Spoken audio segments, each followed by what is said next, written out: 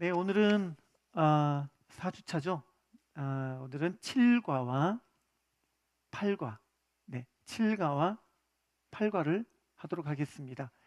아, 7과와 8과는요, 생명의 삶에서 유일하게 이 관계성이 무엇인지 하나님께서도 교회를 왜 지으셨고 이 공동체 안에서 나를 어떻게 빚어가시는지 오늘 그런 얘기를 다루는 과목입니다.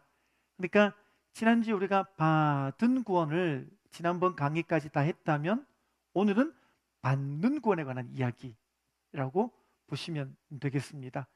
자, 그러면 23페이지 7과 제목 볼까요? 제목 같이 읽어보겠습니다. 시작. 그리스도인의 생활. 자, 여기에 생활에다가 동그라미를 그려보시기를 바랍니다. 생활. 자, 생활이니까 다시 한번 여러분이 이 초점 맞추셔야 돼요. 지금 우리가 받은 구원에 관한 이야기는 1주, 2주, 3주에 다 끝냈고요. 지금 오늘 하는 이야기는 생활, 즉 받는 구원에 관한 이야기다. 이렇게 보시면 되는 겁니다. 1번 학습 목표 보겠습니다. 같이 읽어보겠습니다. 시작. 하나님의 자녀가 되었으면 하나님의 성품을 담는 것이 당연함을 깨닫고 거룩한 삶을 살도록 노력할 결심을 한다. 또한 거룩한 삶을 사는 능력은 나에게 있는 것이 아니라 하나님께 있음과 거룩한 삶의 가장 큰 특징은 순종하는 삶에 있음을 이해한다. 아멘. 자, 여기 보면 이 문구가 자세하게 설명을 잘 해놨네요. 자, 보세요. 하나님의 자녀가 되었으면 무슨 말이에요? 자, 기억나세요? 하나님의 자녀가 되었으면 동의어가 뭐라 그랬어요? 구원받았으면. 하나님의 자녀가 되었으면 천국 가면. 하나님의 자녀가 되었으면 영생을 얻었으면. 하나님의 자녀가 되었으면 곧 천국 가는 사람이라면 이 말이겠죠? 우리가 지난번 과목까지 이것이 다 동의어라는 것을 배웠어요. 자, 그러면 받은 구원을 가진 사람이 그 다음에 해야 될 일이 뭔가? 그 다음 뭐라고 적어놨어요? 하나님의 성품을 담는 것 그랬잖아요. 그러니까 이게 연결되어 있어요. 받은 구원은 받는 구원과 연결되는 것이고, 받은 구원을 얻었다면 계속해서 받는 구원으로 이어가는 것이 신앙의 큰 맥락에서 보면은 다 연결되어진 하나라는 거예요. 예를 들어서 남녀가 사랑해가지고 결혼식을 올렸어요. 자, 결혼식하고 나면 그 다음에 따라오는 게 뭐예요? 결혼 생활이죠. 그러니까 결혼식과 결혼 생활은 떨어져 있는 게 아니라 하나가 되어 있는 거죠. 어떤 남자와 어떤 여자가 결혼식을 했어요. 결혼식 한 후에 이 남자가 낚시하러 댕기고 밤만 되면 당구장 가고 집에 안 붙어 있어요. 그냥 놀러 댕기고 캠핑 가고 집에 안 들어와. 자, 이러면 안 되겠죠. 예, 결혼식을 했으면 그날부터는 가정에 속하여 가정을 꾸리고 이렇게 해야 되잖아요. 그러니까 이것만 봐도 결혼식과 결혼 생활이 하나가 된 이야기인데 구원도 마찬가지라는 거죠. 구원 받았으면, 받은 구원이 있으면 받는 구원으로서의 생활은 연결되어 있다는 것이 오늘 과에서 제일 우리가 집중해서 봐야 될 거예요. 그러면 우리가 받는 구원을 통해서 이루어야 될 제일 중요한 핵심이 무엇인가? 여기 이렇게 적어놨습니다. 하나님의 성품을 담는 것. 이거예요. 자, 그럼 우리가 지금부터 받는 구원을 통해서 이루고자 하는 게 뭐예요? 오늘 지금 여러분들이 생명의 삶 강의에 와가지고 오늘 여러분 추구하는 게 뭐예요? 여러분들이 교회 와서 예배 드리고 여러분들이 기도실 가서 기도하고 목장 생활하고 이 모든 것들이 하는 모든 이 지향하는 바가 뭐예요? 하나님의 성품을 담는 것. 더 쉽게 말하면 예수님 담는 것. 이거예요. 지금 우리가 이렇게 하고 있는 모든 일들은 다 예수님을 담기 위한 거라는 거예요. 자, 그러면 예수님을 담는 것을 조금 유식한 단어로 뭐라 하면 될까요? 자, 그 다음에 나와 있습니다. 하나님의 성품을 담는 것이 당연함을 깨닫고 그 다음 나오는 단어가 뭐예요? 거룩이라는 거예요. 거룩. 거룩. 그러니까 이제 여러분이 그런 그림을 이제 그리고 계셔야 돼요. 자, 받는 구원은 하나님의 성품, 예수님의 성품, 예수님을 닮아가는 것인데 그것이 곧 뭐다? 거룩이라는 거예요. 거룩. 거룩. 근데 우리가 이제 이 거룩이라는 단어가 좀 어렵잖아요. 교회에 이제 새신자로 딱 들어왔는데 목사님이 설교 가운데 하나님 거룩하십니다 이렇게 말하고, 우리도 거룩해야 됩니다 라고 말하고, 거룩 찬양할 때 가사가 많이 나와 있는데 세상에 있을 때는 들어보지 못했던 단어인 거예요. 거룩이 뭔가? 거룩이 뭐예요? 라고 옆에 물어봤더니 어버버버 말도 못해요. 사실 우리도 이게 참 말하기 이게 뭐가 정의하기가 어려운 용어이죠. 거룩이 뭐냐는 거예요. 자, 그러면 우리가 이 거룩을 좀 알아보도록 할까요? 나번 보겠습니다. 나번.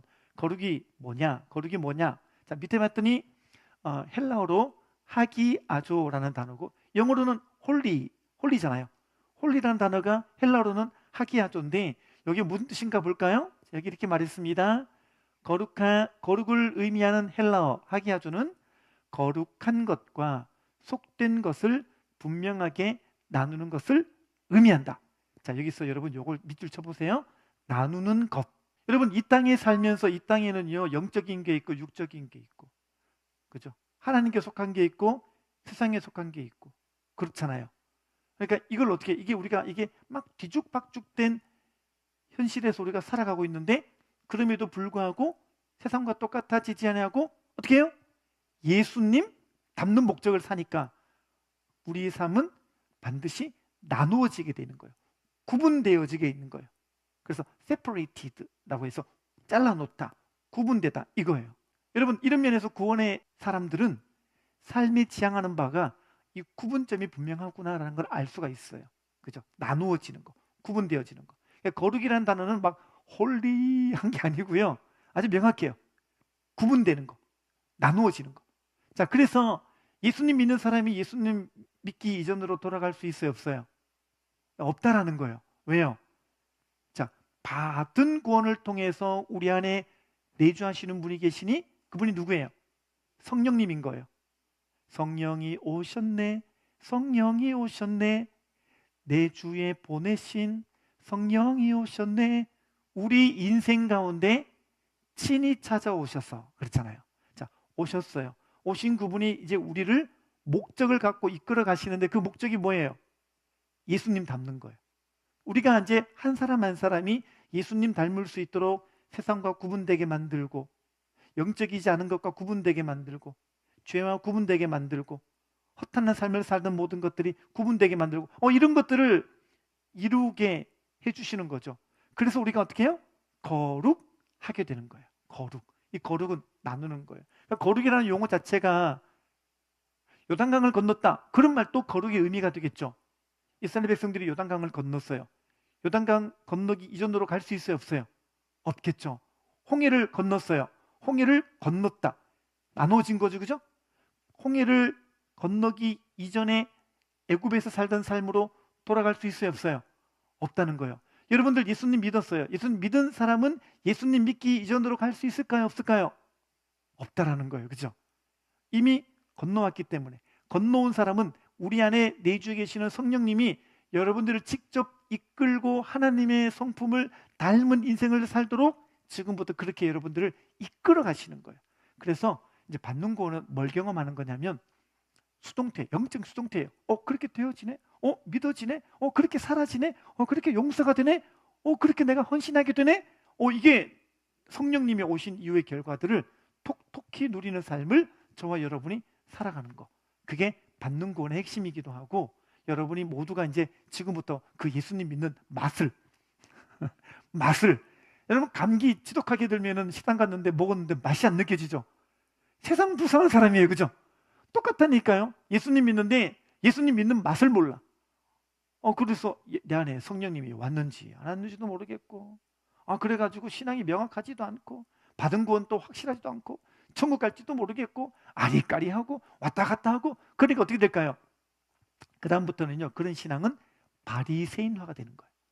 자, 지금쯤 여러분들이요, 이제 새신자가 돼가지고 이제 이만큼 교회를 다니는 연수가 되고, 교회 생활에 익숙해지고, 예배가 뭔지 알게 되고, 어느 정도 교회에서의 모든 종교적인 신앙 생활이 익숙해져 갈 쯤 되면은, 지금부터 여러분들에게는요, 여러분들이 눈치채지 못했던 또 하나의 위기가 와요.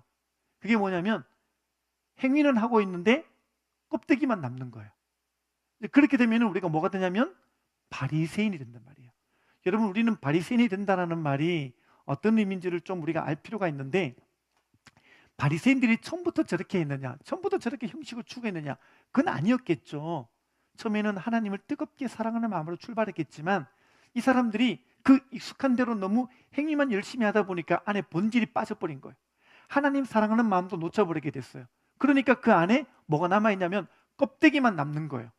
여러분, 우리는 껍데기만 남은 채로도 얼마든지 신앙생활 할 수 있는 존재죠? 대답하기는 좀 민망하긴 하지만 속으로 대답해 보시기 바랍니다. 내가 하고 있는 행동이 껍데기만 남아있는 경우가 있을 수 있겠죠? 실제로 있었던 이야기 하나 해드릴게요.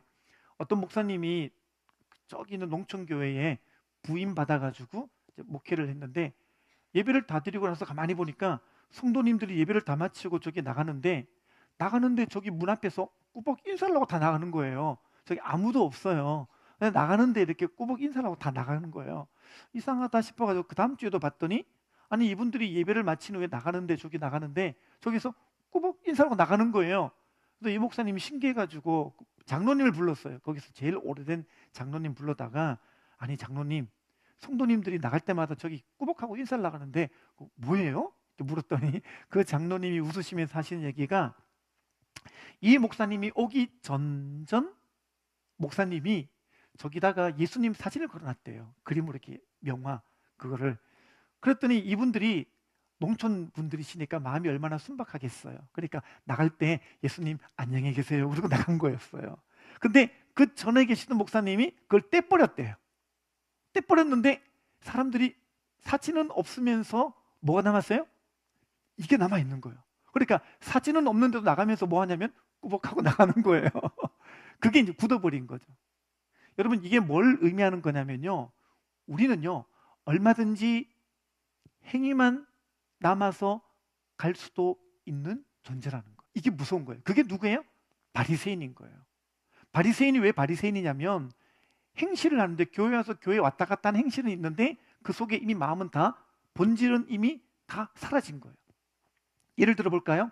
여러분, 우리가 기도실 가서 기도합니다. 여러분, 기도는 뭐예요? 기도는 기도실에 갔을 때 기도라고 하는 것은요 주님과의 대화라 그랬잖아요. 앉아 있을 때 여러분이 여러분의 마음에 남들에게 말 못하는 것, 내가 아까 전에 목장 모임 했지만은 목장 모임에는 차마 내가 말 다 하지 못했던 거, 그리고 나만 아는 깊은 고독과 외로움과 아픔과 절망이 있잖아요. 이거를 깊이 있게 토로하는 거예요. 그러면 기도하는 가운데 성령님이 살아계시잖아요. 그럼 그분이 임재하셔가지고 우리의 마음을 만져주셔가지고, 제가 지난번에 기도실을 뭐라고 비유했었죠? 기도실은 뭐라고요? 영적인 샤워실이다. 기억나세요? 그랬잖아요. 그걸 경험하고 나와야 되는데 이거를 이제 매일 반복하다가 보니까 나중에 이제 기도실을 가면요 몸도 튀고 마음도 튀고 이러면요 기도실을 오기는 왔어. 근데 앉아가지고 기도를 했다고 난 생각했는데 나도 모르게 자고 있는 거예요. 정신 차려보니까 30분 지났어요. 어머머, 30분 지났네. 빨리 집에 가야지 하고 나가는 거예요. 근데 나갈 때 절대 잊지 않는 게 하나가 있죠. 뭐가 있어요? 시계 착착 찍고 카톡방에 올리고 간단 말이에요. 이제 이게 반복되는 거예요. 기도실 올 때마다 앉았는데 앉자마자 자는 거예요. 그리고 30분 후에 깨가지고 이래가지고 다시 나갈 때는 착각하고 올리고 가는 거예요. 여러분, 기도는 핵심적인 것은 뭐냐면 내 영혼과 성령님이 만나가지고 그분으로부터 깊은 위로를 얻고 힘을 얻어가지고 기도를 통과하는 가운데 다시 한번 내가 인생 가운데 신앙의 목적과 믿음의 근거를 발견하고 일어서는 자리가 기도의 자리라는 거예요. 근데 이 본질이 빠지고 이 목적이 빠지고 뭐만 남아요? 껍데기만 남는 거죠. 교인들이 나갈 때 저기 앞에다가 꾸벅하고 나가는 거 똑같은 거예요. 여러분이 기도실에 왔는데 정말 주님 만난 영적인 샤워의 느낌이 하나도 없이 여러분 착탁 이것만 하고 간다 그러면 여러분이 이미 바리새인이 되어가고 있는 거예요. 그러니까 지금쯤 되면요, 여러분 지금 단계가 되면 이거 정말 조심하셔야 돼요. 오늘 말씀이 중요한 이유가 여기 있습니다. 이제 요만큼 믿을 쯤 되면, 여러분이 요만큼 교회 다니면 얼마든지 누구나 다 바리새인화 되는 거예요. 예배 마찬가지죠. 여러분 예배 시간에 여기 왔어요.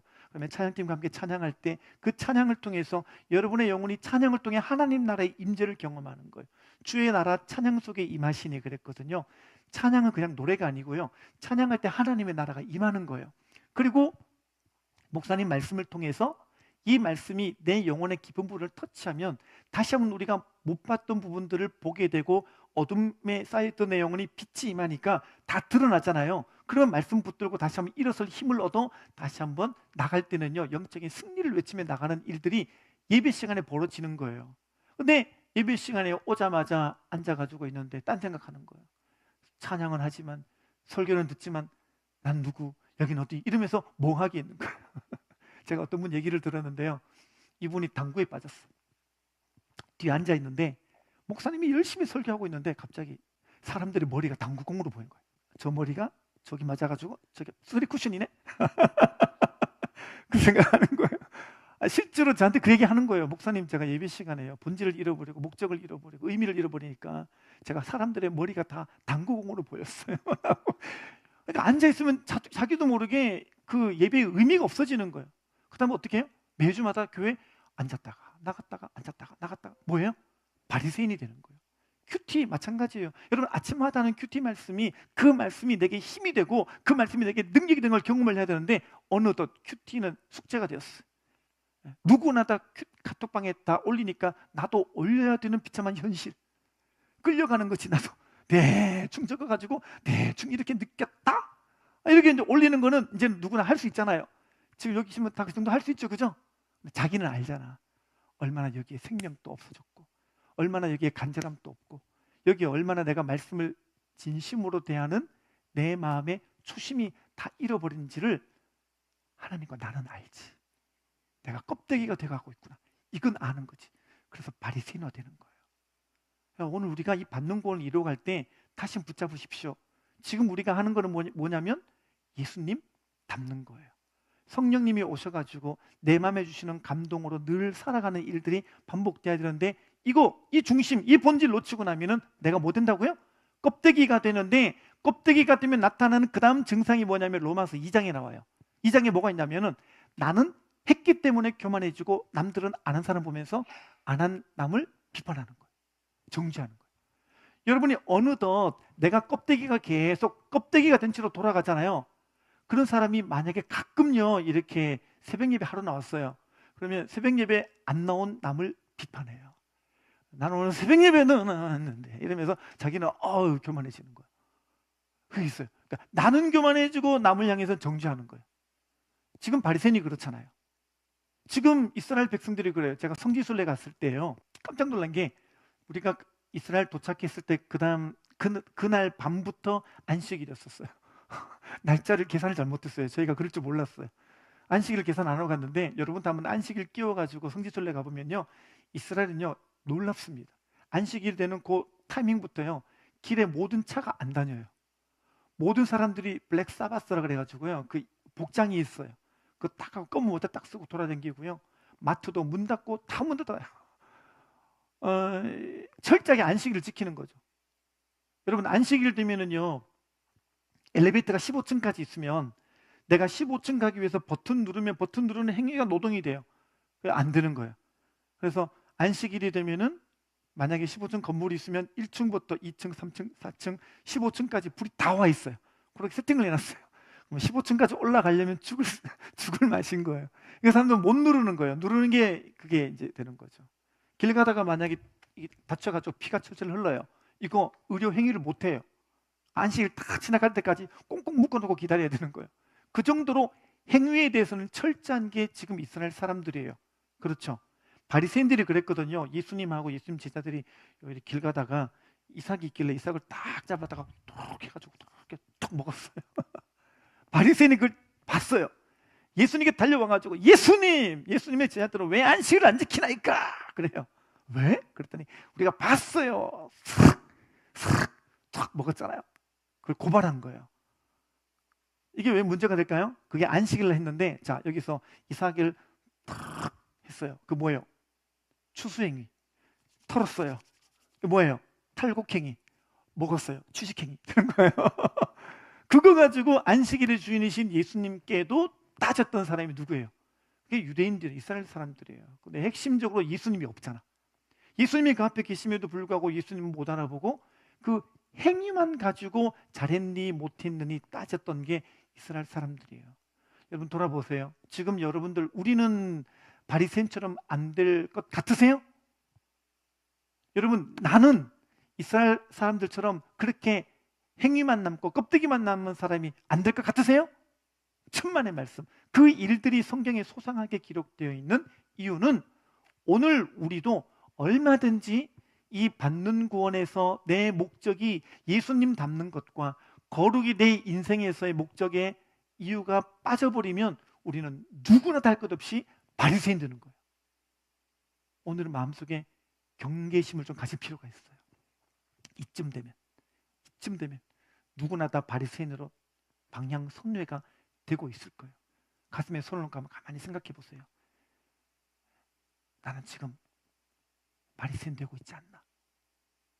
나도 지금 본질과 목적과 의미를 다 잃어버린 채 왔다 갔다 이렇게 하고 있지 않나? 여러분 돌아보시면서 정말 여러분 안에 다시 한번 내가 세상과 구분되어지고 진리와 비진리가 구분되어지고 복음 이전의 것과 복음 이후의 것이 구분되어지고 정말 예수님께 속한 영역들이 내 삶과 연결되어서 그렇게 나도 예수님의 거룩을 이루어갈 수 있게 해달라고, 그것이 여러분들 안에 마음에 있는 참된 소원, 참된 기도가 되시기를 주님의 이름으로 축원합니다. 네, 중요합니다. 자, 24페이지 답은 보겠습니다. 같이 읽어볼까요? 시작. 구원받기 위해 거룩해지는 것이 아니라 구원받았기에 거룩해져야 하는 것이다. 아멘. 이거 되게 중요한 얘기죠. 여기 밑줄 읽어보세요. 구원받기 위해 거룩해지는 것이 아니라. 제가 어떤 분에게 복음을 전했는데요, 이분이 한참 듣다가 고개는 끄덕끄덕 거리다가 결정적인 순간에 결단을 못하는 거예요.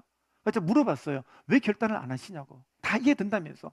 그러니까 이분이 뭐라고 하냐면, 내가 지은 죄가 많아서 내가 지은 죄가 많아서 이 지은 죄가 좀 정리되고 나면 믿겠다고. 그럴듯해 보이죠? 근데 이분은 이걸 배워야 돼요. 여러분, 구원받기 위해 거룩해지는 게 아니라는 거예요. 내가 지은 죄가 좀 정리가 되어지고 내가 조금 더 나은 사람이 되면은 그 다음에 구원이 임하는 게 아니라는 거예요. 여러분, 구원은 뭐라 그랬어요? 여러분, 구원은요, 내가 죽을 죄인으로 태어나서 이 죄인의 열매를 맺고 고단하게 고통과 절망의 삶을 살다가 이 죄인이 죽으면 갈 수밖에 없는, 지옥 갈 수밖에 없는 그 영원한 운명을 깨닫고, 이런 나를 위해서 예수님께서 이 땅에 오셔가지고 나를 위해 십자가에서 죽으시고 3일 만에 부활하신 것을 믿는데 그 믿음이 뭐라 그랬어요? 내가 죄인됨을 회개하고 그분을 영접하는 것, 그게 구원이라 그랬어요. 할렐루야. 아멘이시죠? 이 구원을 얻고 나면요, 여러분, 여기 있는 것처럼요, 그냥 주님은 구원의 은혜를 선물로 주셔요. 아멘이세요? 우리 전교회 수련회 셋째 날 복음 막 전하시잖아요. 그럼 여기에 보면은요, 가끔씩 새신자 중에서 이런 분이 계셔요. 앉아가지고 목사님이 콜링하는데 나가까마까 이런 분이 계셔요. 그 목자가 가가지고 다 가서 토닥거리면서 물어요. 야, 지금 나가면 되는데 너 왜 안 나가니? 그러면 뭐라 그러냐면 이렇게 말을 해요. 제가요, 목사님 말씀 다 믿어지는데 나가려고 생각해 보니까 내가 저기 나가고 나면은 그 다음부터 내가 살아왔던 내 삶 그대로 못 살고, 나 친구 다 끊어야 되고, 술 담배 끊어야 되고, 내 살던 이 방향도 다 틀어야 되고, 나 이거 안 되는 사람인데 이것도 고쳐야 되고, 저것도 고쳐야 되고, 저것도 고쳐야 되고, 제가 고칠 게 너무 견적이 많다 보니까 내가 도저히 저렇게는 못 살 것 같다는 거예요. 그래서 못 나갔다라는 거예요. 맞아요, 틀려요? 틀린 얘기예요. 받은 구원을 통해서 내가 할 거는 뭐냐면 회개하여 그분을 모셔드리는 거예요. 영접이잖아요. 그러니까 예수님이 내 안에 들어와 주시옵소서라고 그분께 나를 내어드리는 거예요. 그러면 성령님이 내 안에 들어오시잖아요. 들어오신 이후에 그분은 뭘 하셔요? 내 안에서 주가 되셔서 내 삶을 그때부터 이끌어 가시는 거예요. 아까 말씀드린 것처럼 수동태의 삶이 시작되는 거죠. 그러니까 여기 보세요. 들어오셨으니까 그다음에 어떻게 되는 거예요? 구원받았기에 거룩해져야 하는 것이다. 그러니까 우리가 이 거룩의 영역은, 주님을 닮아가는 영역은요, 여러분이 오해하시는 거 있는데, 이거를 내가 앞으로 이루어야 될 영적인 수양이나 내가 예수님 믿고 나서 이런 부분들 내가 규율에 따라서 나도 또 하나의 종교 생활을 해야 된다고 생각을 하시는데 그게 아니라는 거예요. 다시 말씀드립니다. 기독교는 종교가 아니에요. 아멘? 기독교는 뭐냐면 예수께서 죽음으로써 십자가에서 승리하시고 그 십자가의 생명을 우리에게 부여해 주는 사건이에요. 그래서 구원 얻게 되면 우리 안에 생명이 들어온단 말이에요. 그러면 이 생명이 나를 이끌어가는 것이지, 구원 받아놓고 또 2단계로 내가 뭔가 신앙생활을 잘 해가지고 천국 가는 거, 그게 아니라는 거예요. 그래서 생명이 중요한 거예요. 생명의 종교다. 기독교는 생명의 종교인 이유가 여기 있는 거예요. 예수님 믿을 때 성령님이 들어오시는 이야기를 생명이 또 하나 들어왔다, 이걸로 설명하는 것이죠. 여러분, 죽은 사람은 막 발로 차거나 욕을 하거나 그래도 반응이 없죠, 그죠? 죽었으니까. 근데 생명이 있는 사람은요, 발로 차면 반응이 있잖아요. 여러분, 생명이라는 게 이만큼 중요한 거예요. 생명이 들어가면 반응이 있고, 생명이 그 사람을 이끌어가는 것이에요. 그러니까 우리가 이 답은 구절을 잘 기억하시고, 여러분들도 여러분 주변에 내가 지은 죄가 많아서, 지은 죄가 정리가 되면 예수님 믿을게라고 말하면 이걸 꼭 설명해 주시기를 바랍니다. 이걸 설명해 주셔가지고요, 여러분, 우리가 예수님 믿는 과정 가운데 생명이 들어오면 그 다음 영역은 그건 하나님이 하시는 거예요. 난 앞으로 믿고 나면은 어떻게 이 삶이 어떻게 바뀔지, 바뀔 자신도 없고 바뀔 능력도 없는 것 같다. 예, 맞아요. 여러분이 못해요. 근데 성령님은 하실 줄 믿습니다. 그럼 구체적으로 어떻게 하실까요? 자, 2번 보겠습니다. 이번에 빌립보서 2장 13절입니다. 같이 읽어보겠습니다. 시작. 하나님께서는 여러분 안에서 활동하셔서 여러분으로 하여금 하나님을 기쁘시게 할 것을 염원하고 실천하게 하시는 분이십니다. 멘. 자, 여기 보면 이 빌립보서 2장 13절을 잘 설명해 놓은 게 바로 가본입니다. 가본 보세요. 예수님을 구주로 영접하면, 이거 받은 구원이죠. 그죠? 예수님을 구주로 영접했어요. 그럼 어떤 일이 벌어진다고요? 동시다발적으로 바로 생기는 게 뭐냐면, 그가 새로운 마음과 능력을 주신다. 이게 받는 구원 이야기인 거예요. 지금 이게 받은 구원과 받는 구원에 관한 이야기를 한 문장 속에 다 요약해냈어요. 예수님을 구주로 영접하면 어떤 일이 벌어지냐면, 그가 새로운 마음과 새로운 능력을 주신다라는 거예요. 여러분들이 여러분들의 목자를 보면 어떻게 저렇게 사시나 싶죠? 예, 여러분들의 목자를 또 양일 때 다 그 생각했어요. 그런데 이 목자 일을 어떻게 감당하느냐? 내가 주님 앞에 받은 마음대로 결단하고 나면 그렇게 살 능력이 생기는 거예요. 이해가 안 되시죠? 제가 우리 아들에게, 준수야, 설거지 좀 해라. 죽상입니다. 못하겠다 그럽니다. 아니, 그런 애가요, 12시까지 풋살장에 가가지고 막 축구하고 막 난립니다. 여러분, 남자들은 신기하죠? 남자들한테 집에 좀 청소 좀 해라, 설거지 해라 그러면 죽을 상입니다. 또 어떻게 그렇게 못하겠다라는 사람들이 밤 12시가 넘도록 풋살장에서 막 홍주 같은 땀을 흘리면서 그렇게 뛰는 걸까요? 예, 풋살하고 싶다라는 마음이 들으면 그렇게 되는 거잖아요. 남자분들이 많이 안 계셔가지고 거의 공감이 안 되는 분위기입니다. 어떻게 말을 해야 설명이 될까? 아무튼 간에 여러분, 이게요, 마음이 주어질 때 행위가 결정되는 것, 이건 이해가 되시죠? 마음이 주어지면 행위가 결정이 되어진다라는 거예요. 그러니까 주님은 이 두 가지 과정을 통해 일하시는 거예요. 마음을 주시고 능력을 주시는 거예요. 나번 보겠습니다. 하나님께서 우리가 주님을 영접한 다음에 하나님의 자녀로 살 수 있도록 해주시기 위하여 우리에게 주시는 두 가지가 무엇인가? 그럴까요? 자, 예수님 믿으면 성령님이 내 안에 들어오시죠? 그러면 성령님이 들어오시는 거를 이 기독교가 토착 종교와, 우리 토착 종교가 많잖아요. 이거가 혼합되면서 기독교가 어떻게 변질되냐면, 마치 교회 안에 무당 같은 이상한 이야기를 만들어내는 거예요. 막 교회에서도 하고요. 어떤 데 가면요, 막 성령 받았다 그러는데 막 불 받았다 그러고 뭐가 흰게 왔다 갔다 그런다 그러고요. 막 하나님의 음성이 들려가지고 누구 야 막 들렸다 그러고, 이게 뭐냐면 한국의 무속 종교랑 이 짬뽕이 된 기독교가 되면 그렇게 되는 거예요. 소위 말하는 신비주의죠. 저는 여러분 그렇게 믿지 마시기 바랍니다. 주님은 그렇게 일하실 수도 있지만 대부분은 그렇게 일하지 않으셔요. 주님은 어떻게 일하시냐면 말씀으로 일하시는데, 성령은 하는 게 아니고 뭐냐? 그 성령님이 일하시는 방식이 여기 있어요. 1번, 하나님의 뜻대로 살고 싶은 마음을 주시는 거예요. 아멘이시죠? 하나님 마음을 주십니다. 왜 이 마음이 왜 필요하냐면요, 제가 실제로 들은 이야기인데, 군 장성 출신인 남자분이 계셨어요. 이분이 이제 예수님 믿다가 새벽 예배 나가야겠다라는 이 마음에 도전을 주셨어요. 그래서 새벽 예배 나가야지 4시 반에 알람 맞춰놓고 이렇게 주무셨대요. 주무셨는데 알람이 딱 울렸대요. 눈을 딱 떴는데 여러분 새벽 예배는 안 하다가 하면요 힘듭니다. 새벽 4시 반에 못 일어납니다. 진짜 알람이 울리니까 눈을 떴어요. 떴는데 침대에 가만히 누워서 이렇게 있는데 음성이 들리더래요. 무슨 음성? 자라 자라 자라 자라 자라 자라 자라 자라 자라. 그래서 막 갈등하고 있으니까 TV 자라 자라 자라 자라 자라 자라 자라 이게 계속 들리더래요. 그래가지고 잘까 하는데 또 음성이 들리더래요. 가야지 가야지 가야지 가야지. 그래도 가야지 가야지 가야지. 그래서 또 일어나려 그러니까 또 들리더래요. 자라 자라 자라 자라 자라 자라 자라. 그래가지고 다시 또 자려고 그러니까 또 들리더래요. 가야지 가야지 가야지 가야지 가야지. 이분이 이 짧은 시간인데요. 자라 자라 자라 자야 자라 일어나라 일어나라 자라 자라 자라 일어나라 일어나라. 이분이 막 갈등이 돼가지고 죽겠더래요.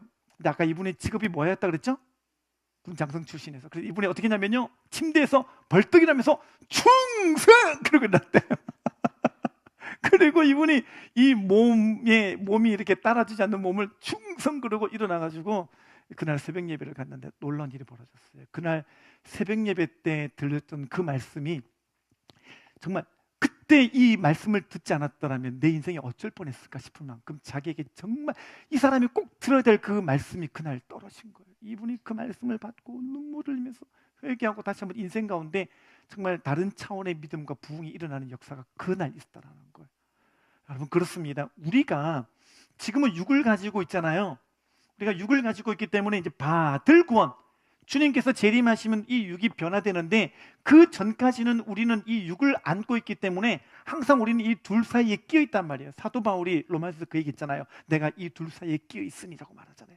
오라 나는 곤고한 사람이로다. 이 사망의 몸에서 누가 나를 건져내라 탄식했던 그게 우리가 이 둘 사이에 끼어 있는 실존적인 영적인 문제가 있는 거예요. 근데 그때 우리는 두 가지 음성을 들을 수가 있단 말이에요. 그죠? 마음대로 살아라. 네 뜻대로 해라. 피곤하면 자라. 가기 싫으면 안 가도 된다. 이 음성이 있지만 또 한편에는 뭐예요? 그럼에도 주님 주시는 말씀대로 순종해야지. 그래도 오늘 또 가야지. 이런 마음이 있는 거예요. 뭐 멀리 갈 필요 없습니다. 오늘 아침에도 그러셨죠, 그죠? 아침에 그냥 드라마 보고 집에서 누워서 소파에 누워 있고 싶은데 음성이 들리셨죠? 생명의 삶 가라 가라 가라 가라. 생명의 삶 가서 오늘도 말씀을 들어야지. 2주 만에 가는 거지만 음성을 들어야 살지. 그러셨죠? 그러면서 또 그러죠, 그죠? 됐다. 2주간 쉬었으면 오늘은 막 집에서 쉬라. 그러셨죠? 여러분 우리가요 이게 주님의 음성을 캐치하셔야 돼요. 뭐가 주님이 지금 내게 주시는 음성인가? 두 개가 이렇게 혼재되면서 뭐가 하나님의 음성인지 뭐가 육신의 음성인지 이걸 우리가 구분을 못할 때가 많이 있는데 이거는 계속 주님 앞에 나오면서 여러분들이 영적인 주파수를 맞추는 훈련을 하셔야 돼요. 지금이야 뭐 디지털 시대니까 툭툭 누르면 라디오가 다 나오지만 여기 다 저랑 같은 연배니까 아실 것 같은데 옛날에는 라디오 어떻게 들었어요? 다이아리잖아요, 그죠? 돌리는 거잖아요. 돌리다 보게 되면은 이 두 개의 방송이 혼선돼 들릴 때도 있죠. 저도 막 기억나는데 어떤 때는 일본 방송이 나와. 이게 방송이 혼선돼. 그걸 노이즈라 그러잖아요. 그때는 주파수를 잘 맞춰야 됩니다. 음성이 없는 게 아니고 내가 주파수를 잘 맞추면은 그게 제대로 들리는 거예요. 하나님이 말씀 안 하시는 게 아니라 내가 주파수를 맞출 마음이 없는 거예요.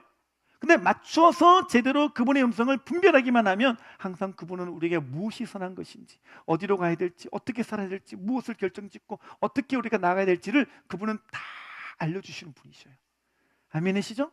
그래서 여러분들이 이 마음, 하나님의 뜻대로 살고 싶은 마음을 잘 안고 가게 되시기를 바랍니다. 그러면 어떤 일이 벌어질까요? 두 번째, 마음 먹은 대로 실천할 수 있는 능력. 이 능력도 주시는 거예요. 능력도 주십니다. 여러분 우리 찬양팀 반주자들 반주 참 잘하죠? 네.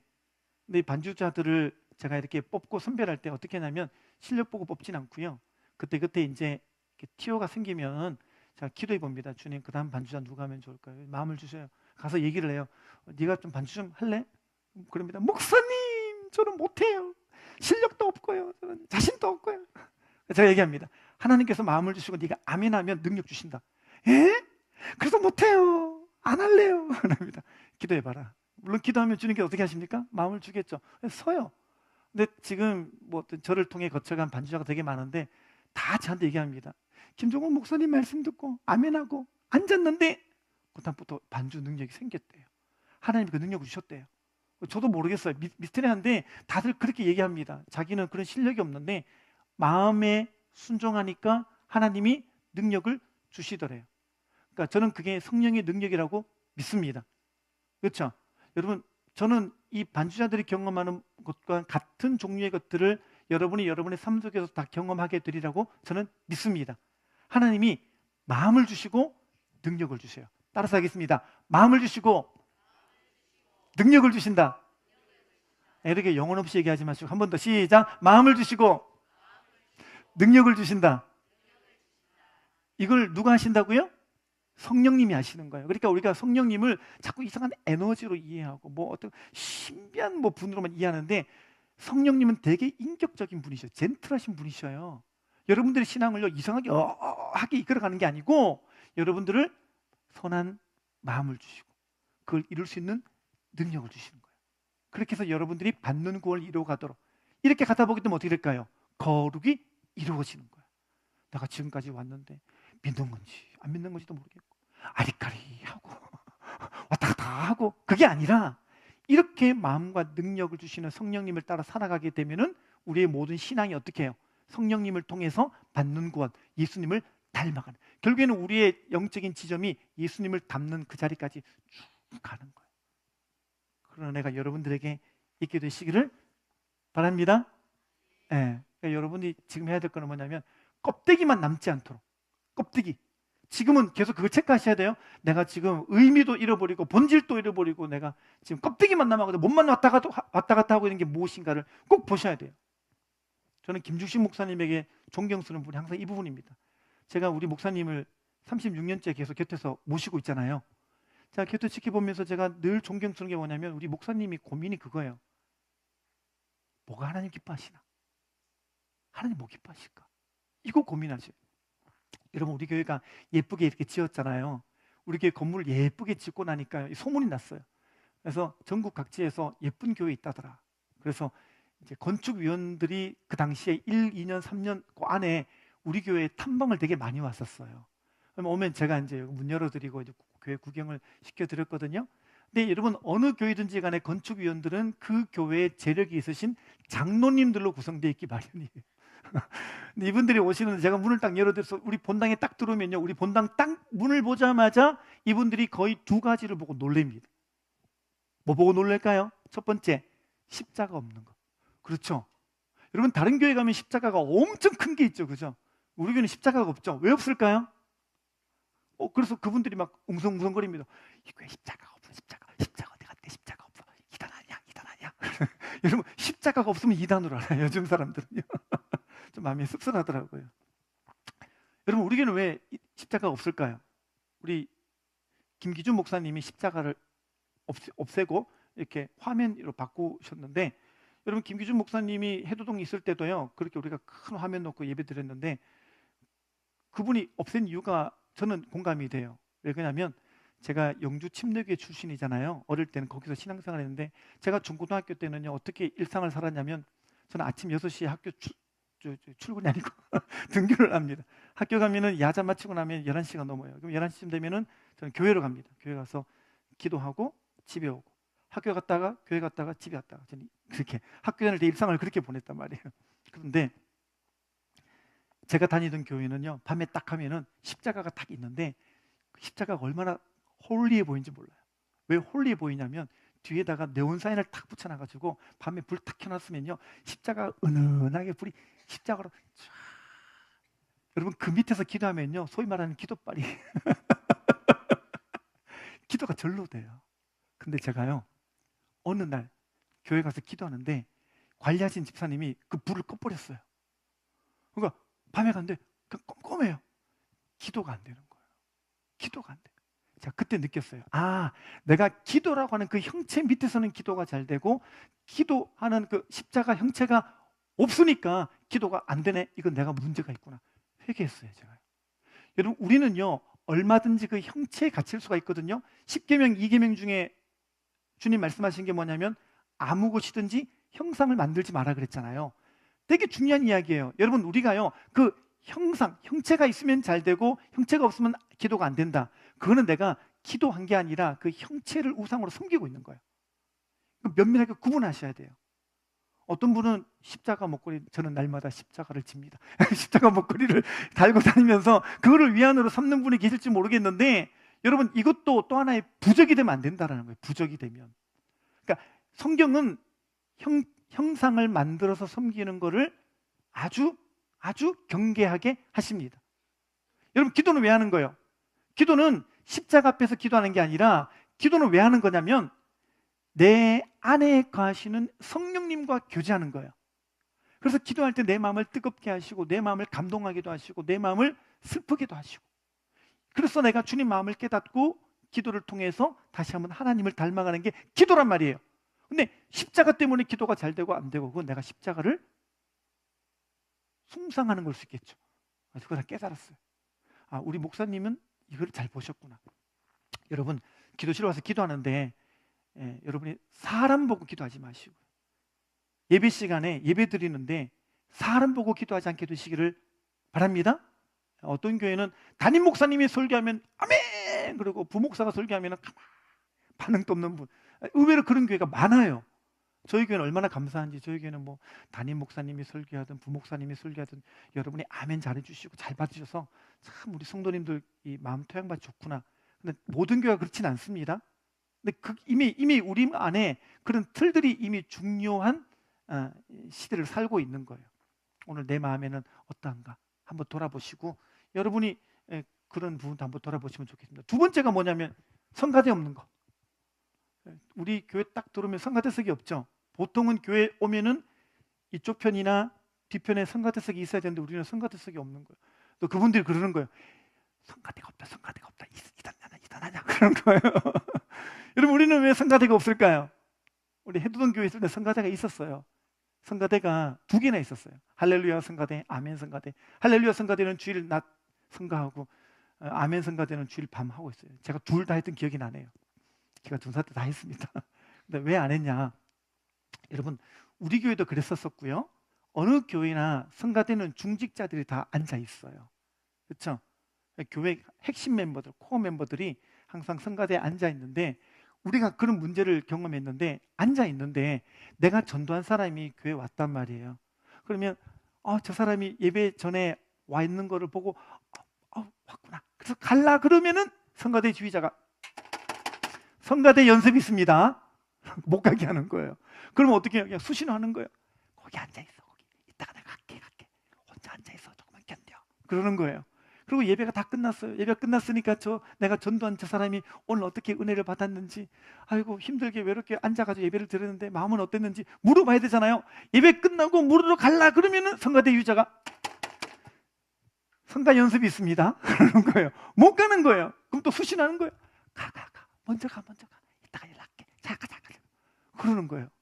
그런 일들이 반복되면서 우리 목사님이 고민한 거예요. 도대체 교회 본질이 뭘까? 교회 본질이 잃어버린 영혼 얻고 그 영혼 살리는 게 목적인데, 성가대도 물론 중요한데 성가한다고 해가지고 우리가 잃어버린 영혼 오면 그냥 가버리는 이 상황이 맞는 걸까? 목사님이 결단했어요. 제가 당시 전사했으니까, 김전사 네가 와라. 네가 와가지고 여기서 지휘해라. 그리고 모든 성도들이 다 성가대다. 그래가지고 15분 20분 정도 그냥 찬양하자. 하나님 그거 안 기뻐하실까? 새신자 오면 그 사람 붙들고 앉아가지고 같이 찬양해주고, 마치고 나면 오늘 예배가 어땠는지 물어봐주고, 말씀이 어땠는지, 힘든 건 없는지 살펴봐주고, 그래서 그 영혼이 교회에 적응하도록 도와주는 거, 그게 낫지 않겠나? 그래서 그 이후로 제가 여기서 막 이렇게 하고 성도님들 앉아서 찬양하고 우리는 다 성가대요. 그렇게 된 겁니다. 잘한 것 같으시죠?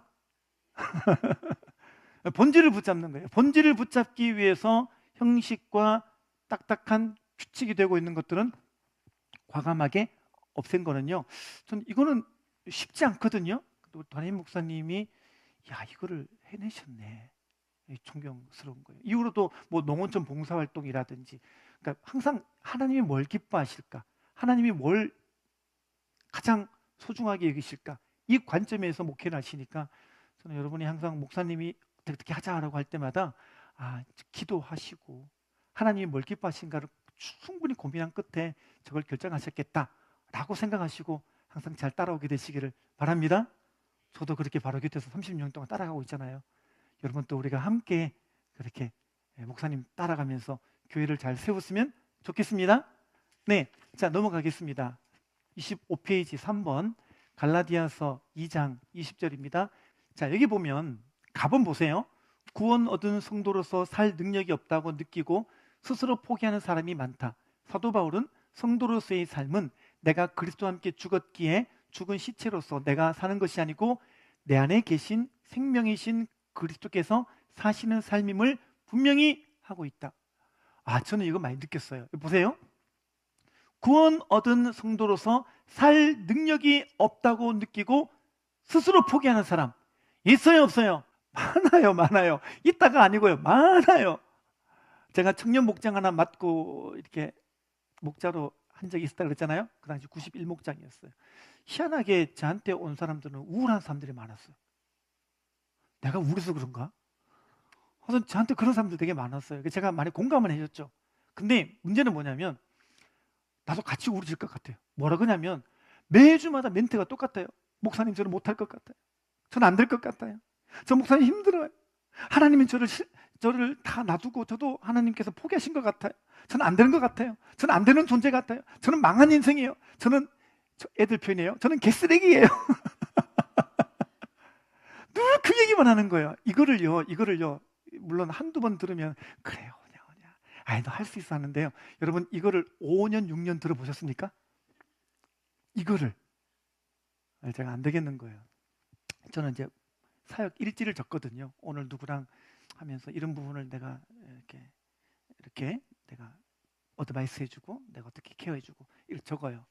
제가 걔한테 공개를 했어요. 일로 와봐. 너 앉아봐봐. 네가 1년 전에 했던 뭘 했냐면 내가 읽어줄게. 얘가 이렇게 해가지고 이것 때문에 힘들어하고 이것 때문에 괴로워하고 이것 때문에 낙심하고 이게 안 되고 이게 너무너무 힘든 지금 영적인 단계에 있다. 너 1년 전에 그랬지? 너 지금은 어때? 지금 요거 됐고 요거 가능하고 요거 이미 극복했고 요거 이미 뛰어넘었잖아. 그렇네요 목사님. 너 지금 잘하고 있는 거야. 그렇네요. 근데 힘들어요. 그런 거예요. 제가 계속 확인해 주는 거예요. 너 한 달 전에는 이랬는데 너 6개월 전에 이랬는데 봐봐라. 지금 어때? 바뀌었네요? 바뀐 거라니까 너. 확인시켜 주니까요. 제가 힘을 얻어요. 여기 나중에는 7년 만에 구원 얻었나? 우리가요. 정서가 너무 부정적이고 낙심을 잘하고 그런 분들이 계셔요. 그냥 아예 정서 자체가 우울하고 부정적이고 낙심인 사람은요. 이 예배 자리에 와가지고 나가면서도요 항상 나는 안 돼, 나는 못해, 난 안 되나 봐 이렇게 말하는데 이게 되게 중요한 문제가 뭐냐면요. 여기 보세요. 구원 얻은 성도로서 살 능력이 없다고 느끼고 뭐라고요? 스스로 포기하는 거예요.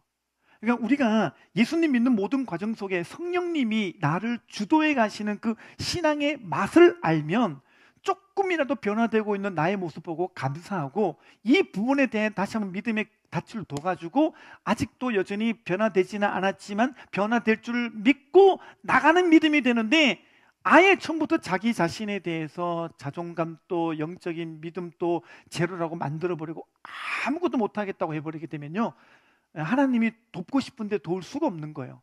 볼지어다 내가 문 밖에서 두드리노니 누구든지 내 음성을 듣고 문을 열면 그랬잖아요. 여는 주체는 나여요. 끝까지 문 닫고 있으면 주님이 도우실 수가 없는 거예요. 그러니까 여러분이 나는 할 수가 있다. 나는 가능하다. 지금은 미진하지만 분명히 주님은 나를 통해 일하실 거야. 하나님은 오늘 또 역사하고 계셔. 내가 지금은 믿음이 부족하지만 믿음은 들으면서 난다 그랬으니까 계속 듣고 예배하고 기도하고 듣고 예배하고 기도하고 이렇게 나가면 될 거야. 될 거야. 될 거야. 이렇게 여러분이 마음 먹고 나가면 될 줄 믿습니다. 그런데 보세요. 이게요 중요한 이유가 뭐냐면 될 줄 믿습니다. 그래서 내가 결단하고 내가 하는 어떤 그런 그 뭐랄까요 마인드맵 이렇게 긍정주의 그게 아니고요. 갈라디아서 2장 20절에서 하나님이 우리에게 선포하신 거예요. 뭐라고 선포하셨어요? 보세요. 내가 그리스도와 함께 십자가에 못 박혔나니 그랬는데 이게 뭐냐면 이게 법정에서 쓰이는 용어예요. 선고할 때 선고하다 선포하다 이거예요. 이런 법정에서요, 아까 전까지만 해도 죄인으로 이렇게 구속될 것만 같은 사람이, 판사가 적절한 증거와 모든 사항을 해가지고 이 사람이 무죄라고 선고하면 어떻게 될까요? 그 선고가 힘을 얻는 거죠. 그 선고로 딱 길이 달라지는 거예요. 마찬가지예요. 하나님께서 지금은 부족하고, 지금은 연약하고, 지금은 쓰러질 것만 같고, 지금은 낙담되고, 지금은 실망투성이 있지만, 그런 가운데 우리에게 뭐라고 선고하셔요? 지금 여러분은 그리스도와 함께 십자가에 못 박혔어요. 아멘? 그러니까 여러분들이 마음속에 자꾸 우울한 마음이 들어오고 부정적인 정서가 들어올 때마다 이거 선포하세요. 나는 이미 십자가에서 못 박혔다.